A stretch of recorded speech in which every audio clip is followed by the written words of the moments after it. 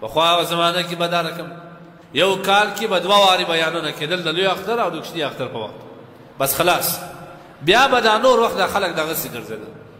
اوس روزانه د اف ام راډیو د لارې نوي نشرات نشر کېږي، هره ګانټه کې بیل بیل نشرات، جلا جلا نشرات، یعنی گویا که یو غټه مدرسه ده. دغه رقم د هر مسلمان ورور که ځوان وي او که معمر سړی وي د هغه په جیب کې ټلیفون پروت دی. د ټلیفون کې خامخا د سوشل میډیا لارې په دې کې خامخا یا فیسبوک استعمالوي یا به واټساپ استعمالوي یا به یوټیوب استعمالوي. په دغه کې هم دی په ځای کې پروت دی د عالم وینا د رسول الله صلی الله علیه وسلم روایتونه اوري. نو اشکال دا دی چې د علم او د هدایت لارې د ورځې پراخېږي، لیکن هغه اثرات په انسانانو کې نه لیدل کېږي څومره چې په کار دا ولې همیشه موږ په دې فکر انسانان د هدایت د لارې چې وګورې، د بیانو د لارې چې وګورې، د هرې لارې چې ورته وګورې اسلامي لارې، ستا به دا یقین سي چې د دغه بیانو په اورېدلو باندې به په معاشره کې یو کس هم بې لارې نه وي. لیکن چې بازار ته ووځي د خلکو راکړه ورکړه ووینې، د خلکو معاشرت او زندگی مطالعه کې په سترګې ووینې، دا به د یقین سي چې په ټول زندگی عالم یوه خبره هم نه ده ورته کړې. دا غټ اشکال دی. اسباب د هدایت دی هر حالات دا تقاضا کوي چې نور نه د هدایت و اخواته بل شی نشته، بس خلاص دغه کافي دی. ځکه موبایل د بیانو ډک، ریډیو کې بیانونه، منبر کې بیانونه، جلسو کې بیانونه، فاتحو کې بیانونه، هر شي کې، لیکن هغه اثرات او انقلاب بیا هم درز. او دا ډېر غټ سوال دی، دا د هر مؤمن مسلمان په زړه کې دی چې باید د دومره بیانو د دومره احادیثو او تفاسیرو په ذریعه باندې یو څه بدلون خو راغلی په زندګي کې د انسانانو، لیکن بدلون نه راځي. الله جل جلاله د دې غاټ اعتراض چې زموږ په زړونو کې راګرځي د هغه حل بیان کړي. یا ایها الذین آمنوا علیکم انفسکم. الله جل جلاله مؤمنانو ته خطاب کوي، ای مؤمنانو علیکم انفسکم، خپل ځان سم کړئ، د خلکو فکر مه کوه، ته خپل ځان لومړی سم که.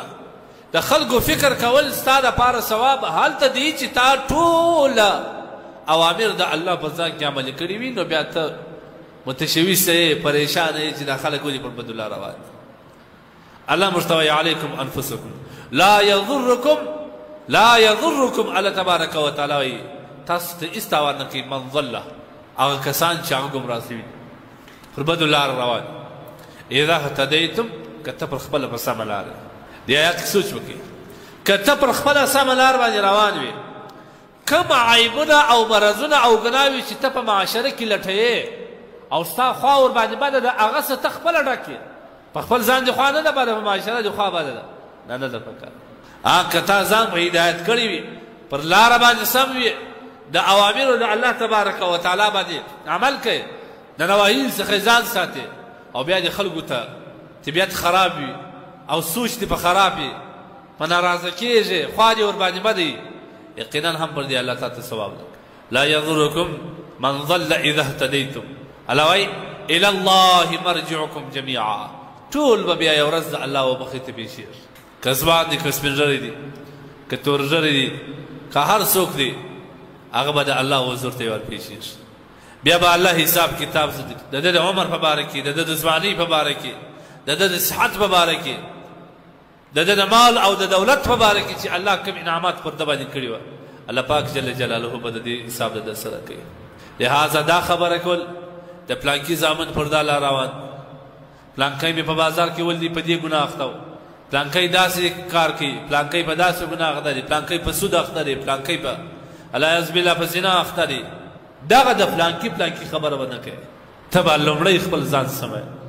دا چې ته بل ته په دوربین او خوربین کې ګورې چې د ټول معمولي ګناه تا ته غټ معلومیږي او خپل لوی ګناهونه تا ته یوه ذره هم نه معلومیږي، دا جهالت دی. نن موږ دا حال ته راوتلي، خپله چې مې هر څه کول، هره ګناه چې مې کول، موږ ته څوک نه وایي، موږ خوا ورباندې لیکن په هر مجلس کې چې کښېنې د پلانکي داسې کار وکړي، پلانکی مې اوله ورځ ولید داسې ویل، ما ورته ته درواغ وایه، پلانکی درواغ ډېر وایي، پلانکی غیبت ډېر کوي، پلانکی غلا کوي، پلانکی په معاملات کې درواغ وایي، دوکه کوي. دا خبره نه ده پکار. ته د هر پلانکي سره باید خپل عبرت واخلې، ځان سم کړې چې دی درواغ وایي څونه بد یې زه باید ځان سم کړم، زه درواغ ونه وایم.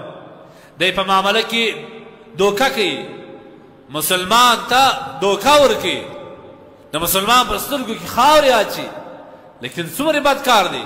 دا د مسلمانۍ خلاف عمل دی. د دې نه زه عبرت اخلم، خپله به نه کوم.